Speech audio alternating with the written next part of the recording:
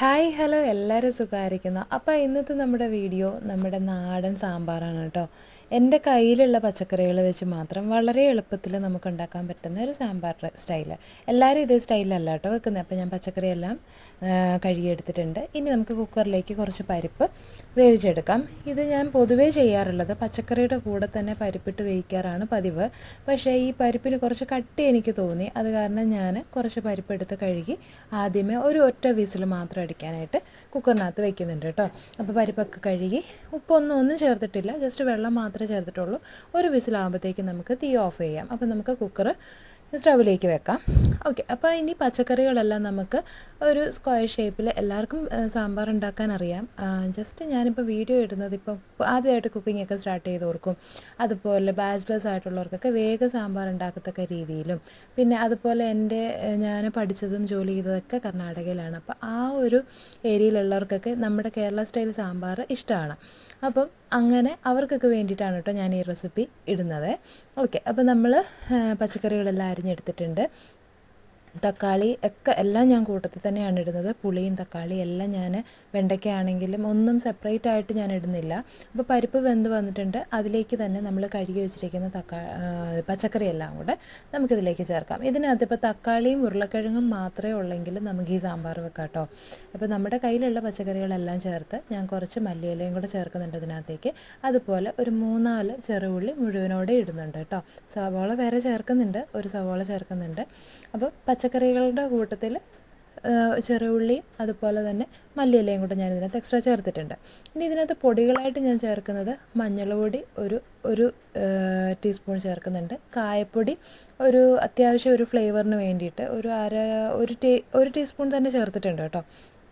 അപ്പോൾ കായവും മഞ്ഞൾപ്പൊടിയും ചേർത്തിട്ട് നമുക്ക് ഇതൊന്ന് ഉപ്പും കൂടെ ചേർക്കണം. ഒരു ടേബിൾ സ്പൂൺ ഉപ്പും കൂടെ ചേർത്തിട്ട് നമുക്ക് ഒരു 4 വിസിൽ, പച്ചക്കറിയൊക്കെ നന്നായിട്ട് ഉടഞ്ഞു വന്നാൽ, പച്ചക്കറിയൊക്കെ കൂട്ടാത്തവർക്ക് ഇപ്പോൾ എൻ്റെ വീട്ടിലെന്ന് വെച്ചാൽ കുഞ്ഞുങ്ങൾക്ക് ക്യാരറ്റും ഉരുളക്കിഴങ്ങും മാത്രമേ ഇഷ്ടമുള്ളൂ. ബാക്കി എല്ലാ പച്ചക്കറികളും ഇങ്ങനെ മാറ്റി വെക്കും. അപ്പോൾ അത് ഒഴിവാക്കാൻ വേണ്ടിയിട്ട് പച്ചക്കറിയൊക്കെ ഞാൻ നന്നായിട്ട് ഉടച്ചിട്ടാണ് സാമ്പാർ ലാസ്റ്റ് എടുക്കുന്നത് കേട്ടോ. കാരണം എല്ലാവരുടെയും വയറ്റിലോട്ട് ഈ പച്ചക്കറിയൊക്കെ ഒന്ന് എത്തണമെന്നുണ്ടെങ്കിൽ ആ ഒരു വിദ്യ പ്രയോഗിച്ചെങ്കിലേ കാര്യം നടക്കുകയുള്ളൂ. അത് വേറൊരു ട്രിക്ക്.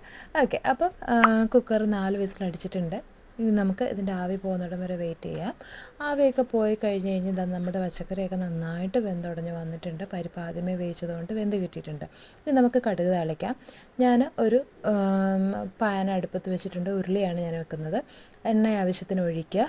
എണ്ണ ഒഴിച്ച് കടുക് പൊട്ടിക്കുക. ചെറുള്ളി നീളത്തിൽ അരിഞ്ഞത്, ചെറുതായിട്ട് കനം കുറച്ച് അരിഞ്ഞത്, ഒരു 3 അല്ലി ചെറുള്ളി എടുത്തിട്ടുണ്ടായിരുന്നു. അത് അരിഞ്ഞത് മൂത്ത് വരുമ്പോഴത്തേക്ക് ഒരു ടീസ്പൂൺ ഒരു ടീസ്പൂൺ മഞ്ഞൾപ്പൊടി, 1 ടേബിൾ സ്പൂൺ മല്ലിപ്പൊടി, 1 ടേബിൾ സ്പൂൺ മുളക് പൊടി.